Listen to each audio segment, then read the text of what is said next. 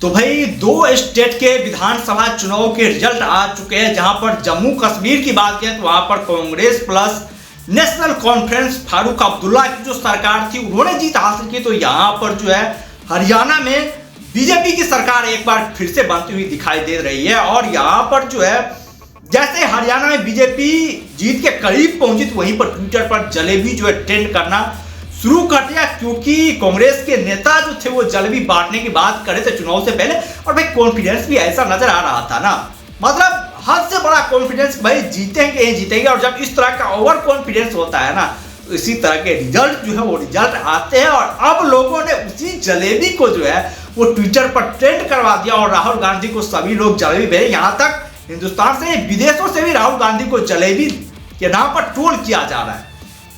बहुत ही शानदार परफॉर्मेंस रहा बीजेपी का। बीजेपी अभी तो चुनाव रिजल्ट आया नहीं है, बीजेपी ने लगभग 51 सीटों पर जो है वो लगभग जीत हासिल कर ली है।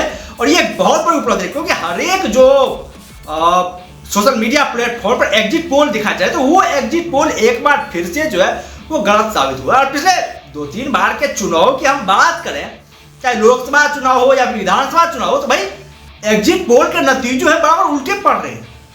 जो ये लोग डाटा का विश्लेषण पता नहीं किस स्तर से करें, या फिर गलत तरीके से डाटा का विश्लेषण करते हैं, या फिर इनके एम्प्लॉय उस तरह से वर्क नहीं करते, क्या करते हैं पता नहीं आता। पहले तो भाई एग्जिट पोल सटीक नजर आता था, पहले एग्जिट पोल मतलब उसे रिजल्ट से जोड़ दिया था। लेकिन अब एग्जिट पोल का मतलब कोई महत्व ही नहीं रह गया है। हर एक बार जो एग्जिट पोल फेल हो रहे हैं, इस बार भी बहुत ही बुरी तरीके से एग्जिट पोल फेल होता है। हर एक एग्जिट पोल ने कांग्रेस को बढ़त दिखाई थी, लेकिन यहां पर जो है बीजेपी ने बाजी मार दी। और आम आदमी पार्टी की तो भाई बहुत ही बुरी स्थिति हुई।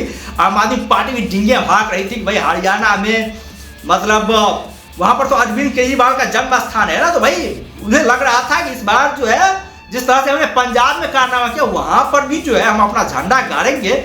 लेकिन आपकी जो है बहुत बुरी स्थिति हुई। लेकिन केजरीवाल ने जो है वो हार एक्सेप्ट करी है।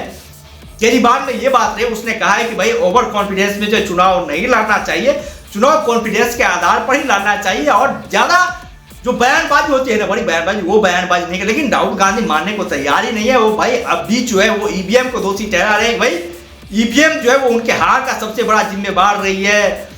जो वोट की काउंटिंग हुई है उसमें कहीं न कहीं धांधली हुई है, उसमें कहीं न कहीं दिक्कत आई है, उसमें रुझान आने में दिक्कत हो रही थी। वहां पर भी कांग्रेस के नेता है जो भड़क रहे थे, लगातार भड़ास निकाल रहे थे। लेकिन अब जो है उन्हें मानना ही पड़ेगा कि भाई वो लोग हार गए हैं। और इन लोगों की विचित्र स्थिति है भाई, जहां पर ये लोग चुनाव जीतते हैं वहां पर भी एग्जिट पोल से जो होता है वो इलेक्शन होता है तो वहां पर कोई सवाल नहीं उठाएंगे। अभी कर्नाटका में इन लोगों ने चुनाव जीता, उसके बाद से हिमाचल प्रदेश में इन लोगों ने चुनाव जीता, वहां पर कोई धांधली नहीं, वहां पर इन लोगों ने धांधली के नाम पर कोई प्रश्न नहीं उठा पाए। और इस समय अभी अभी जो हमारे लोकसभा चुनाव हुए थे वहां पर भी कांग्रेस ने काफी अच्छा परफॉर्मेंस किया था। तो वहां पर भी इन लोगों ने इस बार ईवीएम पर, जो पहली बार ऐसा दिखा कि लोकसभा चुनाव में ईवीएम पर जो है वो सवाल नहीं उठाया। नहीं तो भाई कोई भी चुनाव हो जहां पर भी बीजेपी जीतती है तो इनके नेता जो होते हैं वो ईवीएम का भिंडी रोना रोने से चूकते नहीं है। वो ईवीएम का भिंडी रोना रोएंगे ही रोएंगे। और इस बार हरियाणा के चुनाव पर ही देख लेना कि कल से ये लोग ये नहीं मानेंगे कि भाई हम लोग हार गए, जनता हम लोगों को नकार दिया। ये इनके नेता कतई नहीं मानेंगे। ये इनके नेता जो वो इस तरह का बयान देंगे कि भाई ईवीएम में गड़बड़ी हुई है, जो धांधली हो उस तरह की धांधली हुई है।